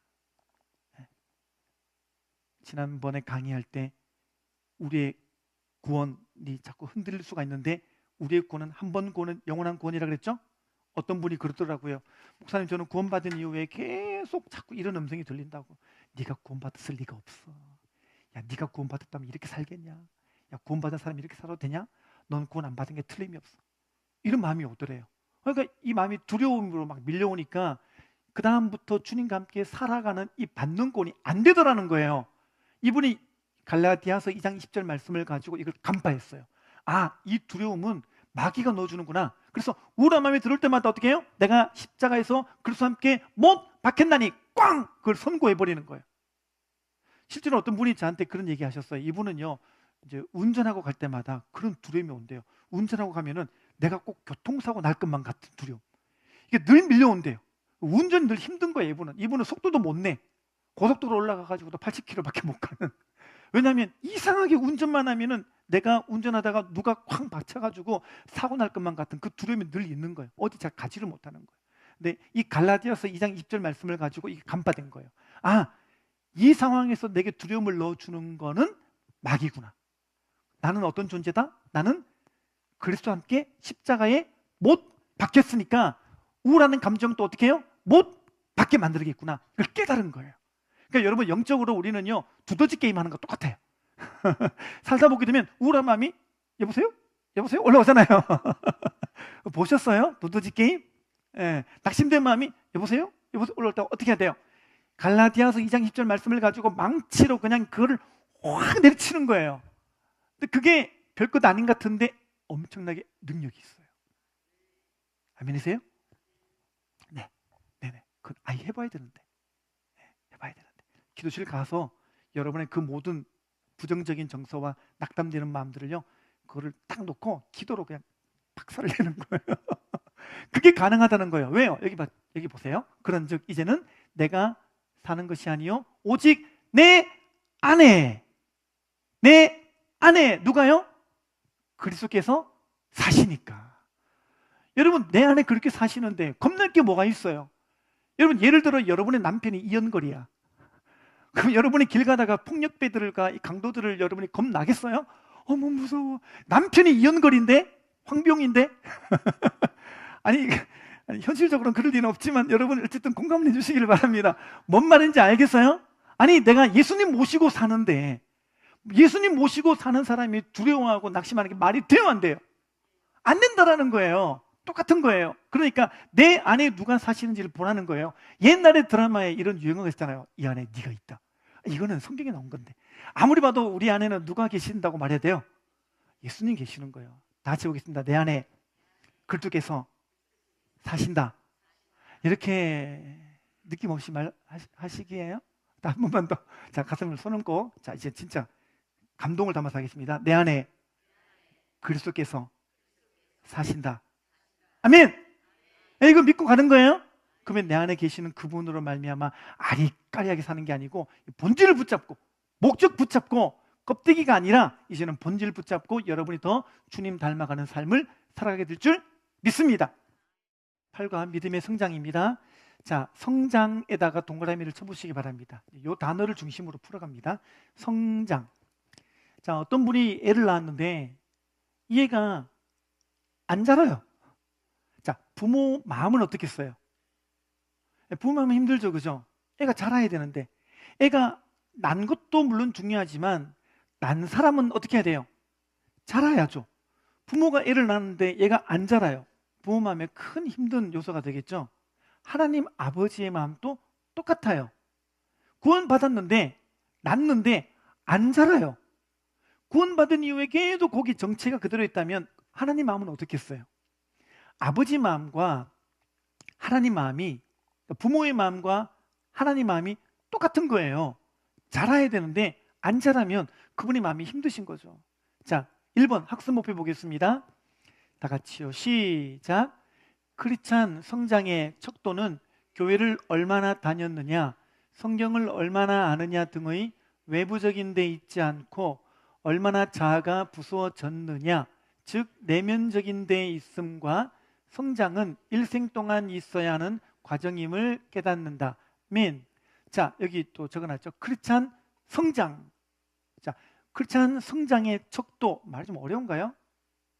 크리스찬이 성장했다라는 것을 어느 기준으로 알 것인가라는 거예요. 기준은 되게 중요하죠. 무슨 기준으로 성장이냐, 그죠? 무슨 기준으로 성장했는지 아닌지를 아는가. 그래서 오늘 우리가 이거를 좀 기준점을 좀 잡고 갑시다. 보통 우리가 이 기준점을 잘못 놓고 있는 경우가 많아요. 어떤 새신자가 교회에 와가지고 앉았어요. 예배를 드리는데 옆에 분 보니까 예배를 열심히 드리길래 물어봤어요. 저는 오늘 교회를 처음 나왔는데 혹시 저는 교회 30년 다녔습니다. 우와! 저는 교회 처음 나왔는데 옆에 분은 교회를 30년 다녔다는 거예요. 또 이쪽 편 또 봤더니 옆에 분 또 예배를 열심히 드리는 거예요. 저는 오늘 교회 처음 나왔는데 혹시 저는 교회 3대째 다닙니다. 우와! 그러는 거예요. 나는 내가 겨우 예수님 믿기 시작했는데 이분은 그런 거예요. 그래서 앞에 분도 열심히 믿길래 물어봤어요. 혹시 저는 오늘 교회 처음 나왔는데 혹시 저는 이 교회 장로입니다. 우와! 우와, 장로님. 또 물어봤더니 이분은 성경을 또 7독, 성경을 8독했대. 우와, 나는 성경을 아직도 마태복음 1장에서 낳고 거기서 넘어가지도 못하고 있는데 이러면서 이제 다들 대단하다라고 생각하고 이분들은 신앙이 성장했을 거다, 성숙했을 거다라고 보는데 천만의 말씀. 자, 우리가 이런 외형적인 것은 성장의 척도로 볼 수가 없다라는 거예요. 그렇죠? 근데 우리는 그럼에도 불구하고 이런 분들이 신앙이 좋을 거라고 생각을 대다수가 하고 있죠. 왜 그럴까요? 어디서 그걸 알 수가 있어요? 우리가 교회 생활하다가 시험 들 때가 언제 시험 들어요? 내가 봤을 때 교회 3대째 믿고 교회 30년 믿고 성경을 7독 8독이나 했고 뭐 장로님이라 그러고 집사님이라 그러고 그런 분들이 저런 말을 해? 그런 분이 저렇게 살아? 이러면은 어떻게 해요? 마음에 시험 들죠. 똑같은 걸로 새신자가 만약에 저런 말을 했고 새신자가 저런 행동을 했으면 상처 안 받을 사람이 어떻게 이런 어떤 신앙의 연배수가 있는 분이 어떻게 이럴 수가 있어라고 마음에 상처를 받는 거예요. 그 말은 무슨 말이에요? 내가 신앙 성장의 척도를 이런 것에다가 뒀다라는 것을 알 수가 있죠. 자, 그러면 성경에는 뭐가 신앙이 성장하는 것이라고 말하는가 한번 볼까요? 자, 1번 고린도전서 3장 1절부터 3절 보겠습니다. 여기서 우리가 사도 바울이 하는 이야기를 한번 집중해 보겠습니다. 사도 바울이 고린도전서를 적었을 때는 적은 이유가 있어요. 그게 뭐냐면 고린도 교회에 좀 문제가 많았단 말이에요. 싸움이 일어나고 사람이 오분 사열되고 막 나눠지고 있는 거예요. 그러니까 이 상황에서 사도 바울이 이 고린도 교회를 위해서 편지를 쓴 게 고린도전서인데, 자, 고린도전서를 읽으면 사도 바울의 지혜가 엿보입니다. 여러분, 고린도전서는 아까 말씀드린 것처럼 고린도 교회의 문제를 좀 교정하고자 적은 건데 사도 바울이 편지를 썼는데 편지를 쓰자마자 너네들이 싸운 다음에 이렇게 적었더라면 그 편지를 받는 사람이 얼마나 힘들겠어요, 그죠? 근데 이걸 서신을 가만히 보면 재밌어요. 1장부터 사도 바울이 무슨 얘기하냐면, 야, 내가 들어보니까 너희들 가운데 언변과 지식이 탁월하다더라. 그렇게 언변과 지식이 탁월하니까 너희들의 그 지식을 통해서 그 고린도 지역에 기독교가 잘 세워지고 있다더라. 너 그뿐만 아니라 말과 전도함이 탁월하다고 들었다. 너희들 전도를 그렇게 하니까 그 지역에 있는 모든 사람들이 복음을 듣고 돌아온 일이 벌어지고 있지. 그뿐만 아니라 너희들 구원이 명확하다 그러더라. 너희들이 받은 구원이 명확하니까 옆에 이단들이 들어와서 아무리 너희들을 혹하려고 해도 너희들 넘어가지 않고 정말 잘하더라. 그뿐만 아니라 너희가 방언 또 예언 또 아주 연분별도 잘하고 너희들 가운데 정말 성령 충만함이 있더라. 이렇게 칭찬을 먼저 1장에서 해요. 쭉 하다가 3장에 와가지고 이제 요 얘기가 나온 거예요. 뭔 말인지 아시겠죠? 이게 지금 배경이 그런 거예요. 우리 이걸 좀 배울 필요가 있어요. 여러분들이 여러분 자녀들에게 얘기할 때 너는 왜 그거밖에 못해? 하지 마시고요. 아, 너 이거 잘하는데 이것도 잘하면 좋겠다 라고 부모들이 얘기할 필요가 있겠죠. 예, 사서버릇은 지혜로운 것 같아요. 이러면서, 그죠? 예. 여기 보면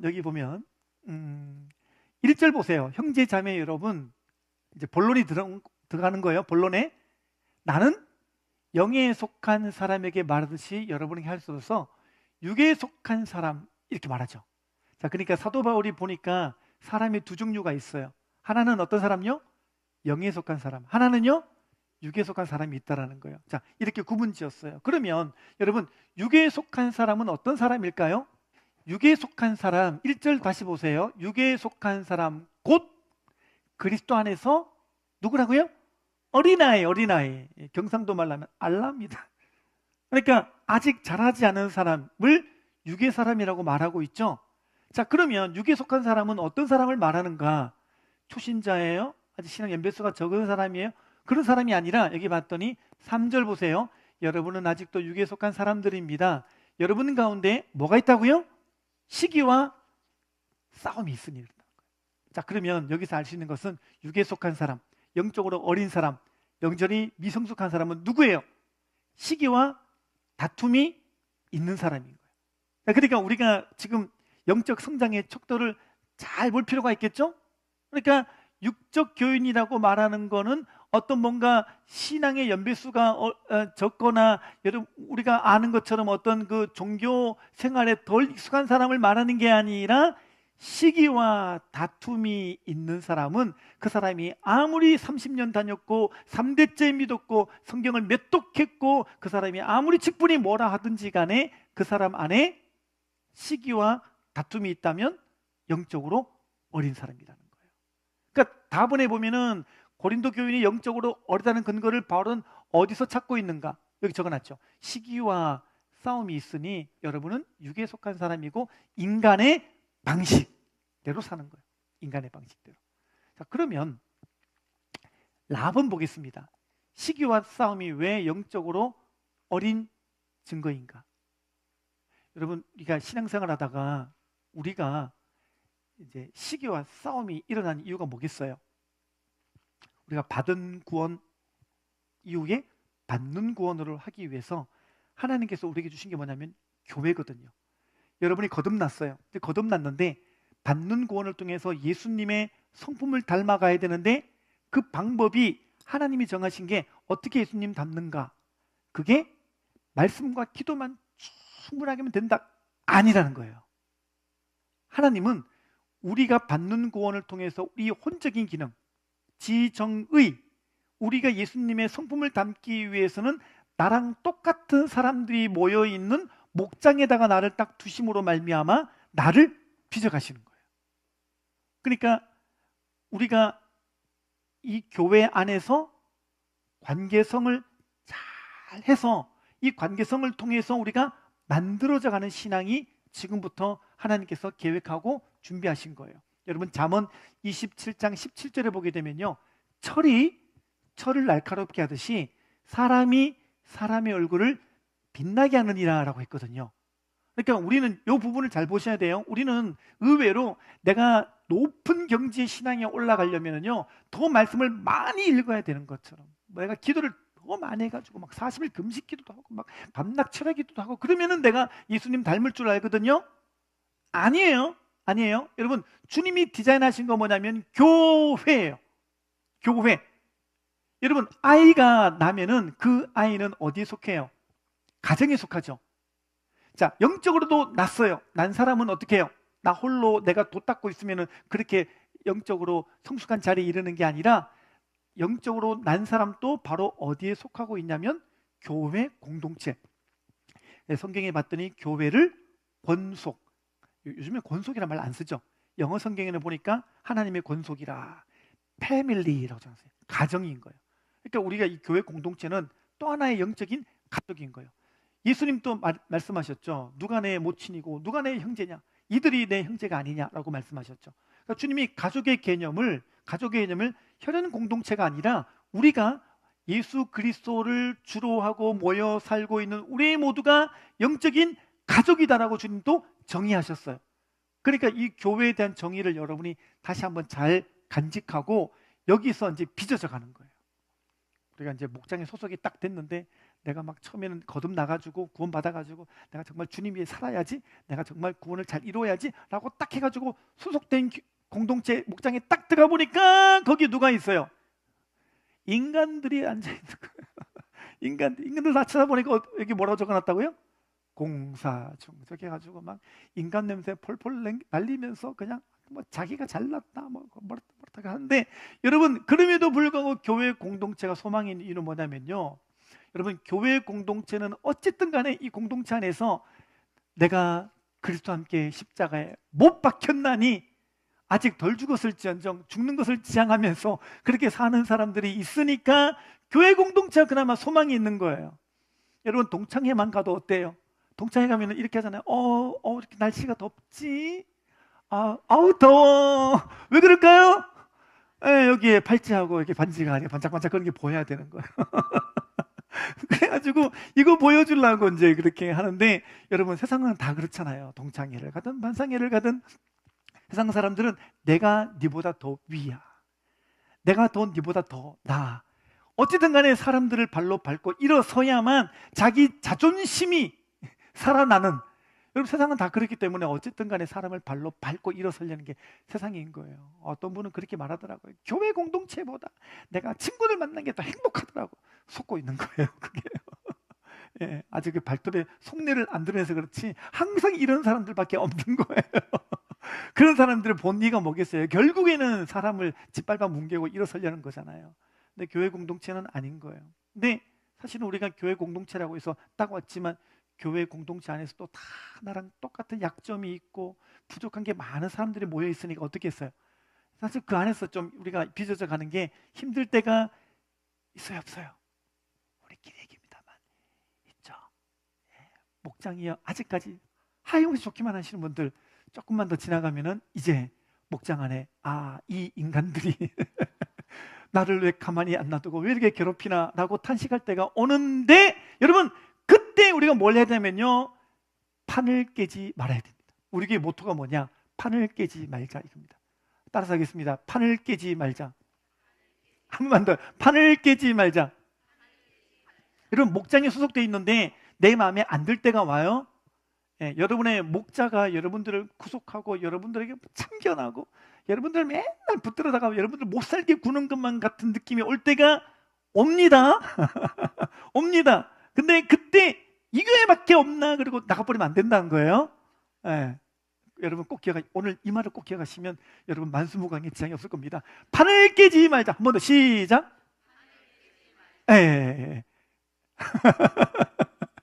여러분이 꼭 기억하시고요. 여러분이 어쨌든 우리가 이 공동체 안에 두신 하나님의 의도가 있을 거 아니에요. 왜 그렇겠어요? 나를 인간 만드시려고 사람이 필요한 거예요. 사람이. 다시 말씀드립니다만 우리가 거룩하게 찬양하고 막 우리가 예배하고 그러면 사람이 바뀌는 게 아니고요. 놀랍게도 사람은 사람을 바꿔요. 야곱이라는 사람이 얼마나 약았어요. 얼마나 약았는지 날 때부터 형의 발꿈치를 붙들고 나와가지고 형의 장자권을 가로채는 그 인간이 야곱이었어요. 자, 이 야곱이 언제 바뀌었나요? 광야에서 주님 음성 듣고 기도하다가 바뀌었나요? 천만의 말씀. 성경은 이렇게 말합니다. 그가 외삼촌 라반 밑에 있을 때라는 거예요. 라반이 어떤 사람이에요? 야곱이 한 성깔 한다 그러면 라반은 세 성깔, 네 성깔 한 사람이에요. 보통 간교한 사람이 아니에요.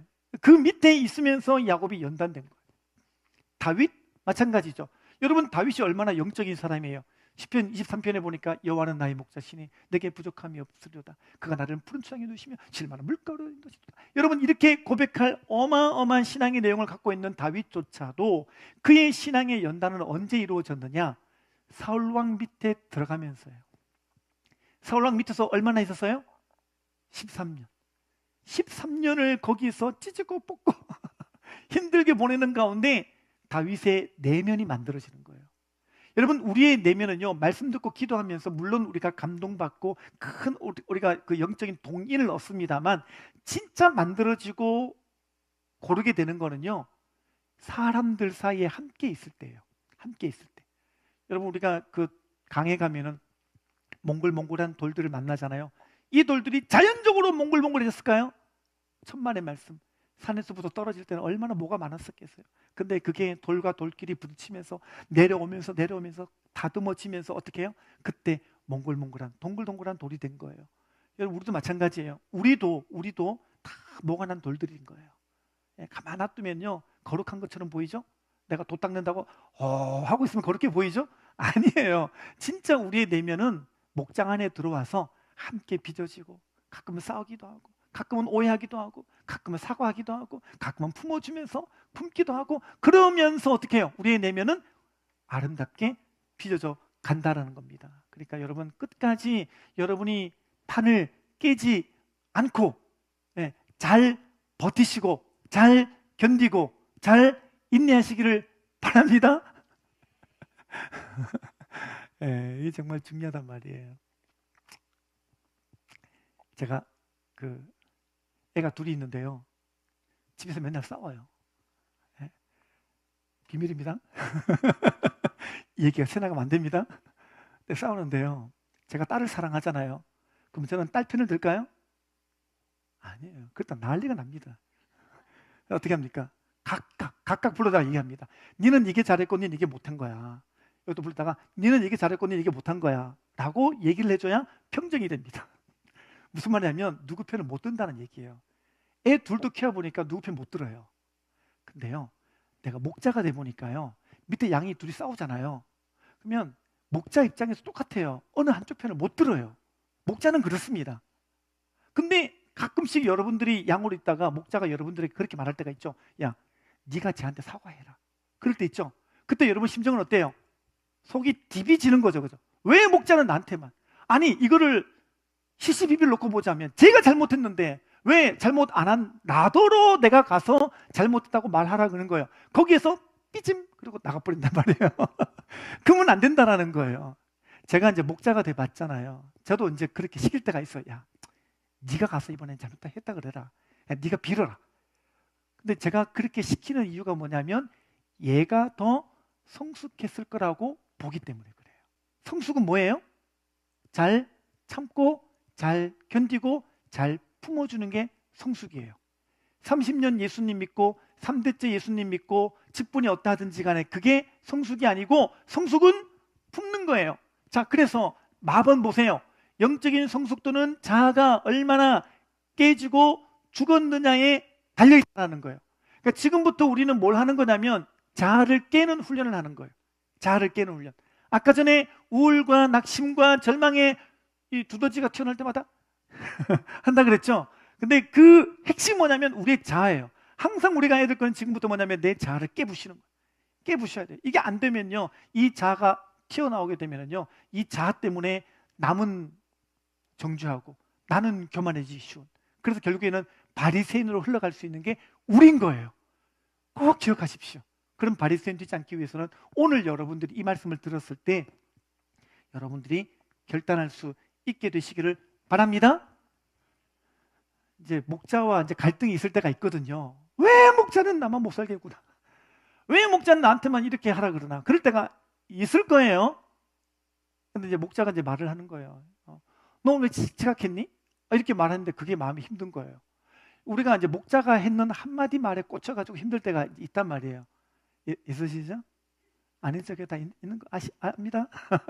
자, 근데 제가 여러분들에게 알려드릴게요. 목자가 여러분들에게 무슨 말을 할 때 내 마음이 힘든 이유는 뭐냐면 존재와 행위를 구분 짓지 못해서 그래요. 구분해버려야 돼요. 존재와 행위를. 자, 무슨 말이냐면, 자, 목자가 나한테 야, 너 지각 좀 하지 마 라고 했어요. 그러면 우리는 그 말을 들으면은 꼬리에 물면서 어떻게 생각한 거예요? 목자가 나를 맨날 지각하는 사람 알고 있네. 목자 나를 게으른 사람을 알고 있네. 목자는 나를 오해하고 있네. 목자가 어떻게 나한테 그렇게 말할 수가 있나. 이러면서 존재까지 받아버리는 거예요. 목자는 나를 싫어해. 이렇게 가는 거예요. 그러면서 이제 힘들어지는데, 보세요.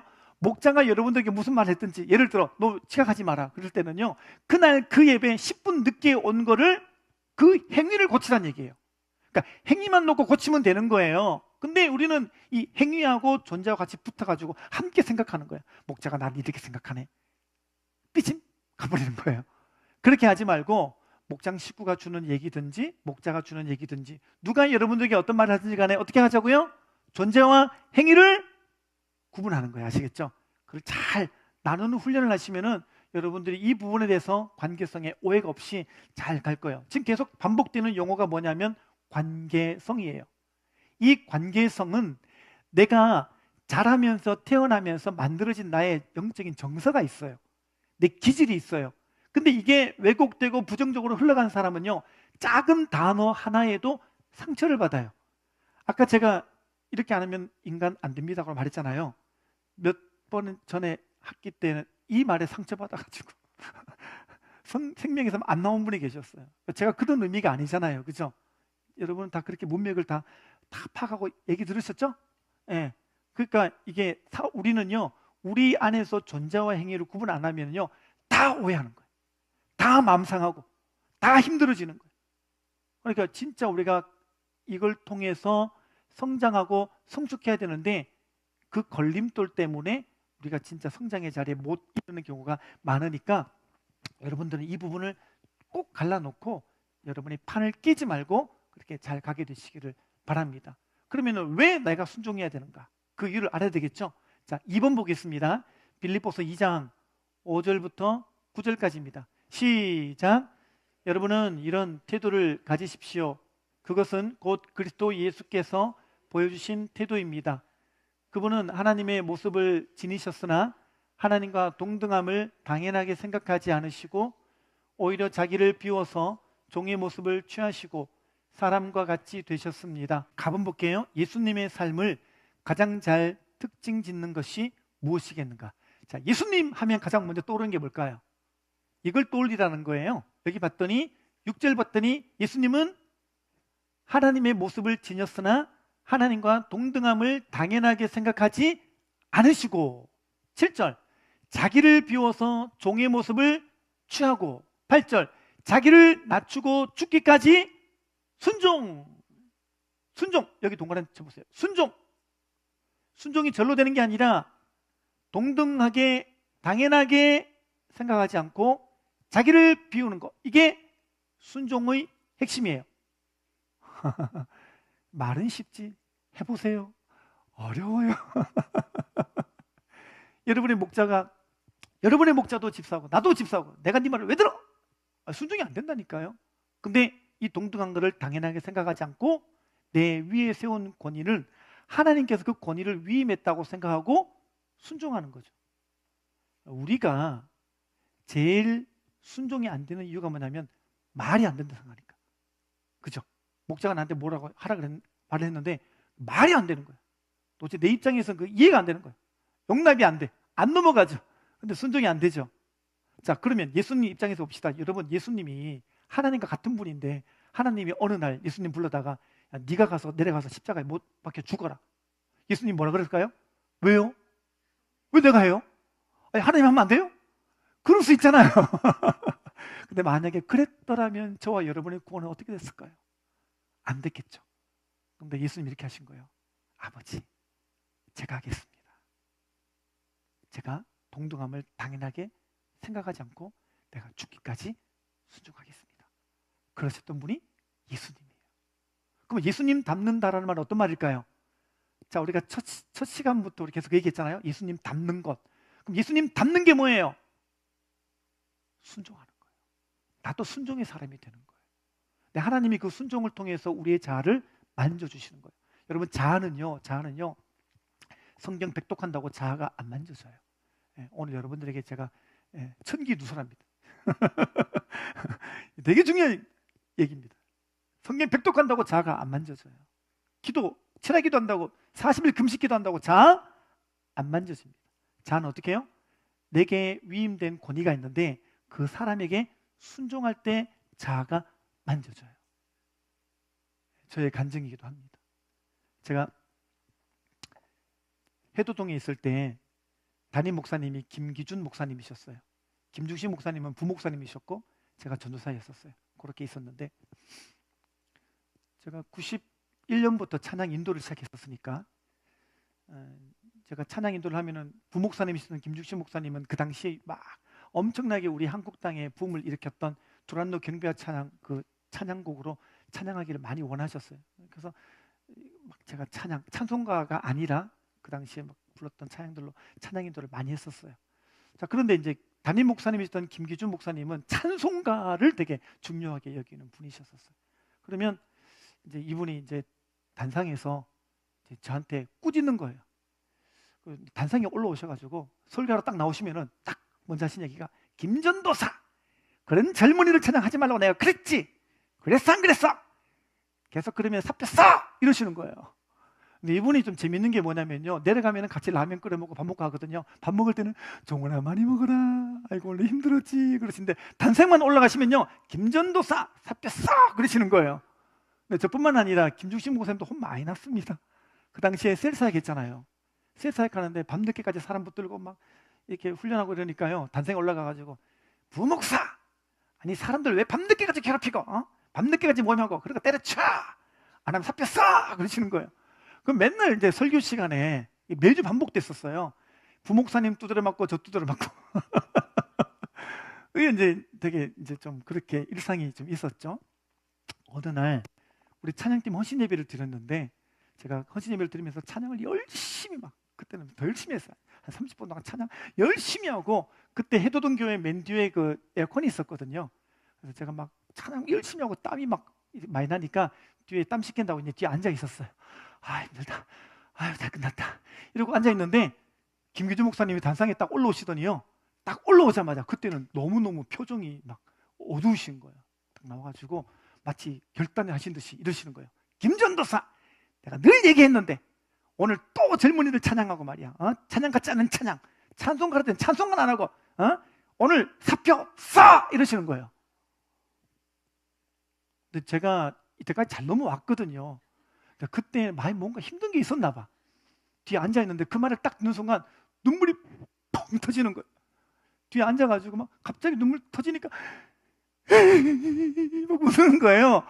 저도 모르게 이게 울음이 터지니까 제가 이거를 주체를 못 하겠는데 뒤에 열에서 한 세 번째, 네 번째 있는 분들은 제 우는 게 들리는 거예요. 그 뒤에 계신 분들은요, 뒤에 봤다가 앞에 봤다가 뒤에 봤다가 저는 뒤에서 막 울고 있고요. 막 앞에서 막 목사님은 계속 설교하시고 막 그러시는 거예요. 제가요 그때 생각을 했어요. 사표 쓰자. 오늘 사표 쓴다. 내가 이때까지 이렇게 열심히 내가 무슨 내가 가요 부른 것도 아니고 내가 찬양한다고 부목사님이 맨날 찬양하라 그러니까 내가 한 건데 내가 나 순종한 것밖에 없는데 왜 나한테 이렇게 못 들게 하시나. 내가 오늘 사표 쓴다. 오늘 나 당장 영주로 돌아간다. 짐 싸고 간다. 이 생각했어요. 그리고 내가 이제 막 뒤에서 울고 있는데 그때요 제가 신기한 경험을 하나 했어요. 저는 읽어본 적이 없었는데 말씀 하나가 저를 툭 치고 지나가시는데 전도서 10장 4절에 이런 말씀이 있어요. 주권자가 내게 분을 일으키거든 너는 네 자리를 떠나지 말라. 공순함이 큰 허물을 경하게 하느니라. 저는 읽어본 적이 없다니까요. 그 구절이 딱 지나가는데 저 머리를 탁 치고 지나가는데 제가 깜짝 놀래가지고 성경을 찾아봤더니 진짜 전도서 10장 4절에 그 말씀이 있는 거예요. 주권자가 네게 분을 일으키거든 너는 그 자리를 떠나지 말라. 공손함이 큰 허물을 경하게 하느니라. 하나님 잘못했어요. 제가 잠시나마 제가 마음이 섭섭한 마음이 들어가지고 제가 그랬는데 계속 이 자리를 지키겠습니다. 기도하고요. 목사님 설교 끝났어요. 또 설교 끝나면 찬양하잖아요. 앞에 나왔어요. 제가 마이크를 딱 잡았어요. 목사님 항상 부족한 저를 위해서 좋은 말씀 주셔서 감사합니다. 정말 제가 열심히 하겠습니다. 그리고 또 찬양했어요. 제가 뭘 느꼈냐면요, 그 순간에 하나님이 저를 이렇게 딱 보시는 거예요. 저를 이렇게 보시는 거예요. 그러니까 맞고 틀리고의 문제가 아닌 거예요. 저는 아직도 생각나는 게 김기주 목사님은 정말 찬송가를 사랑하신 분이셨어요. 그러니까 맞고 틀리고의 문제가 아니라 주님이 나에게 보고자 하시는 거는 뭐냐면 내가 내 위에 세운 권위한테 순종의 사람이 되는가 안 되는가를 보고자 하신 거였어요. 그게 딱 느껴졌어요. 제가 이렇게 보니까 제가 찬양인도 할 때 이렇게 찬양인도 영역이 있잖아요. 영역이라는 게. 근데 그때 그 타이밍 이후로 제가요 찬양할 때 하늘의 능력이 임하는 걸 경험해요. 그 이후로 찬양 인도가 별로 안 힘들어요. 그게 뭐냐면 하나님께서 주시는 은혜 같아요. 제가 지금 찬양 잘하고 있죠? 엎드려 절박인가요? 근데 이게 쉽게 된 게 아니고 이런 위기가 몇 번 있었어요. 근데 제가 마음속에 결단한 거는 뭐냐면 내 위에 세운 권위에게는 무조건 순종한다. 그 이후로 김중식 목사님이 담임 목사님 된 이후에도 저의 모토는 뭐냐면 순종. 목사님이 저한테 뭐라 얘기하시면 아니요를 한 적이 한 번도 없어요. 지금까지 목사님 뭐 하자 그러면 예, 순종할게요. 제가 이렇게 할게요. 이렇게 하는 거예요. 맞고 틀리고의 문제가 아니라 내가 순종의 사람으로 빚을 때 저도 제 자아가 만들어지는 걸 경험한 거예요. 여러분 그렇습니다. 오늘 여러분들이 마음속에 어떤 갈등이 있으신가요? 목장 안에서 교회 생활하면서 여러분의 목자와의 관계에 있어서 혹시 여러분들도 이건 이거잖아. 이건 틀린 건데 왜 나한테 이렇게 하나? 여러분이 부당하다고 여기고 여러분이 마음에 불편하다고 여긴 것 있을 수 있겠지만요. 여러분 그 상황 가운데 하나님이 여러분들을 지켜보고 계셔요. 순종의 사람인가? 왜? 순종의 사람이 되어서 여러분들의 자아를 죽고 예수님처럼 동등됨을 당연하게 여기지 않고 순종할 때 그때 하나님은 여러분 안에 여러분의 자아가 만져지고 정말 예수님 닮은 사람으로 만들어 가실 줄 믿습니다. 그렇게 여러분 잘 만져져 가게 되시기를 바랍니다. 자, 그래서 우리는 항상 모든 대인 관계 속에서 순종의 사람이 될 수 있도록 내 위에 권위를 두신 케이스가 많이 있어요. 28페이지 보겠습니다. 다음 구절들은 순종이 성도의 모든 대인 관계를 지배하고 있음을 보여주는 구절이다. 자, 첫 번째 에베소서 6장 1절에 봤더니 자녀는 누구에게 순종해야 돼요? 부모에게 순종해야 되는 거예요. 부모에게. 제가 청년들에게 늘 가르칩니다. 부모에게 순종해라. 부모에게 순종해라. 여기 성경에 보니까 부모에게 순종하라고 말하고서 성경이 약속한 게 뭐냐면 땅에서 잘되고 장수하리라 그랬어요. 땅에서 잘되고. 우리는 보통 천국에서 잘되는 것을 내세의 신앙이잖아요. 근데 하나님이 약속하신 것 중에 하나가 뭐냐면 땅에서 잘되는 축복은 부모 공경에서 나오는 거예요. 되게 특별한 메시지죠? 여러분 이거는 여러분들이 마음에 잘 담고 여러분들도 그렇게 부모님에게 순종하고 부모님을 잘 공경할 수 있게 되시기를 바랍니다. 물론 부모님께 상처를 받아서 이 부분이 힘든 분도 있으셔요. 근데 그럴지언정 하나님이 주시는 1원칙은 뭐냐면 공경이에요. 두 번째, 아내는 남편에게 어떻게 해요? 순종하라 그랬죠. 그죠? 남편은 아내를 사랑해야 되고. 그 다음 베드로전서 2장 18절에 봤더니 하인은 상전에게 순종이죠. 여러분 직장 가서 직장 상사에게도 잘하시기를 바랍니다. 누나 까림만 하지 마시고 전심으로 여러분이 해야 될 일을 잘 감당하시기를 바랍니다. 히브리서 13장 17절 봤더니 교인은 누구에게 순종합니까? 교회 지도자에게, 여러분 목자에게 꼭 순종할 수 있게 되시기를 바랍니다. 로마서 13장 1절에 봤더니 시민은 관리에게 순종하는 거죠. 그러니까 세금도 잘 내시기 바랍니다. 자, 라본 보겠습니다. 그러면 순종이 왜 이렇게 중요한가? 순종이 왜 이렇게 중요한가? 순종이 중요한 이유는 밑에 보겠습니다. 다 같이요. 시작. 죄의 근본은 교만에서 나오는 불순종이다. 불순종의 반대인 순종은 우리를 겸손하게 만든다 그랬죠. 그러니까 보세요. 우리가요 자아가 막 살아있단 말이에요. 자아가 살아있고 이 자아 때문에 막 자존심이 막 상해하고 쉽게 섭섭병이 들고 이런 분이 계시단 말이에요. 그죠? 자, 근데 그 나타난 현상인데 자아가 강하다, 섭섭병이 잘 든다, 쉽게 사람과의 관계를 못한다. 이게 뭐냐면요, 이 위에 근원에 위에 올라가면 뭐가 있냐면 죄가 있단 말이에요. 죄는 뭐예요? 하나님을 마음에 두기를 싫어하고 내가 하나님의 자리에 있어가지고 내 자아가 중요하고 내가 중요하고 내 맘대로 해야 되고 내 뜻대로 해야 되고 이 죄가 있다 보니까 그 밑에서 흘러 뭐가 나와요? 자존심이, 섭섭병이 나오는 거예요. 그러니까 여러분이 이거를 잘 이제 해부하셔야 돼요. 내가 왜 이렇게 요즘에는 목장 가면은 사람이 힘들지? 왜 자꾸 저 사람이 힘들까? 목자가 힘들까? 이거는 뭐예요? 그쵸? 죄가 딴 게 아니라 하나님을 마음에 두기를 싫어하는 그 죄로 또 내가 지금 돌아가고 있구나. 이 죄로 다시 한번 되돌아가려는 이 성향이 생겼구나 라고 보시면 정확합니다. 예. 3문 보겠습니다. 마태복음 20장 28절입니다. 다 같이요. 시작. 인자가 온 것은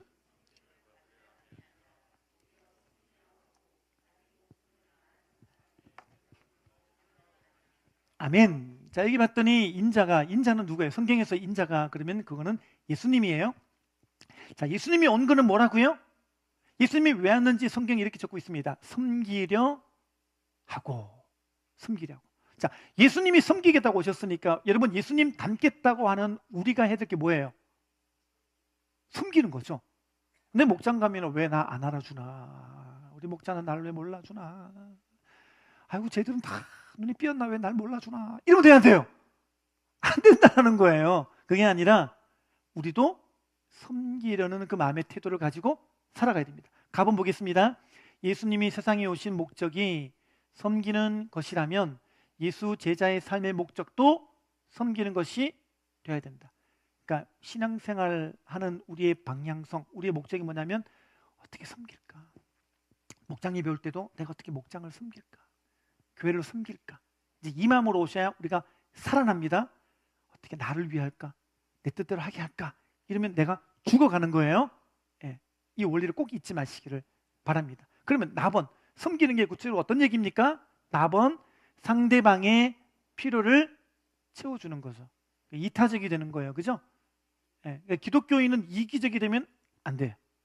기독교인은 어쨌든 이타적이어야 됩니다. 배려하고 생각하고 용납하고 품어주고 용서하고. 기독교인의 표상입니다. 이게 예수님이 하신 거예요. 답은 보겠습니다. 종이 되어 섬기는 것이 우리의 자아를 없애준다. 그렇죠. 옛날에 우리 믿음의 선배들이 이 자아를 없애보겠다고, 내 안에 자아를 없애보겠다고 40일 금식 열심히 하기도 하고 철학기도 열심히 하고 성경 통독 그냥 수십 번 하고 있는데요, 안 없어져요. 오늘날에야 한국교회가 이 부분에 대한 반성을 해가지고 지금 공동체가 회복되고 여기저기 교회를 회복하자, 공동체를 회복하자, 셀 사역하고 그렇게 하는데요, 이게 성경의 흐름이에요. 우리 교회도 셀 사역하죠. 이 셀 안에서 뭐가 만들어지는 거예요? 내 자아가 죽는 거예요. 죽으면 사는 거예요. 죽으면 사는 거예요. 역설이지만 진리입니다. 자아가 없어질까요? 안 없어질까요? 자아는요, 안 없어져요. 근데 자아는 다스려져요. 이해가 되세요? 예. 야생말이 있는데 이 말을 어떻게 할 수가 없어. 이 말을 죽여버려요?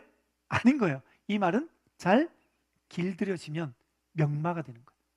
여러분, 여러분의 모든 기질과 여러분의 습성과 여러분의 자라온 모든 과거를 부인하라는 게 아니에요. 이 모든 것들을 하나님의 말씀으로 다스려지면 여러분들은 하나님께서 쓰시는 명마가 될 줄 믿습니다. 네, 그러니까 잘 다스릴 수 있는 사람이 되시기를 바랍니다. 근데 이걸 다스리게 해주는 곳이 바로 목장이에요. 목장에 오면은 사실은 간섭받는 게 싫잖아요. 목장에 오면은 나한테 뭐라고 말하는 게 싫잖아요. 그러니까 사람들이 어떻게 돼요? 교회 와가지고 예배 드릴 때 잠깐만요. 안녕하세요. 저 예배 드리러 갈 테니까 건드리지 마세요. 묻지 마세요. 예배 다 드렸어요. 저 갈 테니까 한 주간 동안 저 궁금해도 하지 마시고 묻지도 마시고 관심도 갖지 마세요. 빠이빠이 사라지는 거예요. 그리고 한 주 내내 지 맘대로 살고 생각 똑같이 살고 예수님 믿기 전에 똑같이 살고 그래도 행습은 남고 껍데기는 있으니까 어떻게 해요? 교회 오는 거예요. 와가지고 예배 드릴 때 어떻게 해요? 잠깐만! 안녕하세요. 묻지도 마시고 관심도 갖지 마시고 내 관심 다 끄시고 전 예배 잘 드리고 내가 알아서 은혜 받고 내가 내 할 도리 알아서 할 테니까 관심 갖지 마세요. 예배 딱 드리고 갈 때 어떻게 해요? 여러분 관심 갖지 마세요. 빠이빠이 하고 가는 거예요. 그렇게 신앙생활 어떻게 되겠어요? 바리새인 되는 거예요. 생명은 다 죽고 그렇게 되는 거죠. 그런 신앙을 우리 교회에서는 귀신 같은 신앙이라고 합니다. 일명 이순신 신앙. 나의 죽음을 적들에게 알리지 마라.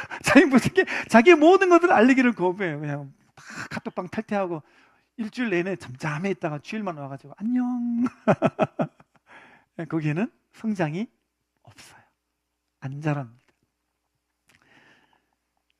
4번 보겠습니다. 빌립보서 3장 12절부터 14절 보겠습니다. 이 구절을 읽기 전에 먼저 가본부터 볼게요.